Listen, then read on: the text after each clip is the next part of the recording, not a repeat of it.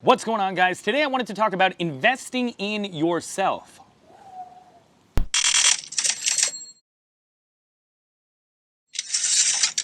Now, obviously, I talk about audiobooks a lot and different things like that, but investing in yourself, it's really the most important thing you can do. Everything is education, and if you know how to educate yourself on something, you could do it again much better every single time. So where you put in that practice is where you're going to become an expert in. That's just how it works. And so if you're constantly feeding your mind, if you're constantly listening to audiobooks, if you're constantly going to seminars, you can't help but get better. I was at a real estate conference a few weeks back, and one of the things I noticed there is there was a lot of beginner investors and real estate agents alike at that seminar, which was great. You know, they were learning a lot of things for the first time.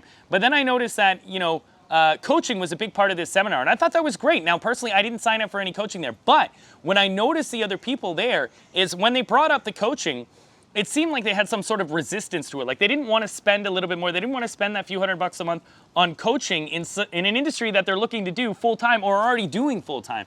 And I thought that was interesting. So I went up to the host of the event afterwards. I'm like, what is your conversion rate on coaching after this? And he's like, honestly, about 7 to 10% at best. And I was like, that's, confusing to me, because it's one thing to learn something and then it's one thing to practice it. And really, with coaching there, I understand the mental block people have with that, but that is really what they would get the most value from is the ongoing coaching from there, investing that little bit more so that when they're going through that process, they're able to execute on it without having doubts. Like when you read something or get something in for the first time, if you haven't gone through it before, you're going to remember bits and pieces, but you're not an expert. You could show me a spreadsheet, but I'm not an accountant, right? So it's the same philosophy at training seminars and what you're doing. And if you actually enjoy the training seminar and they offer coaching afterwards, I would highly recommend taking it, because this is something that I think people are falling short on. And quite frankly, I'm not even a coach myself. I don't charge for talking to people on the phone or giving out information that way.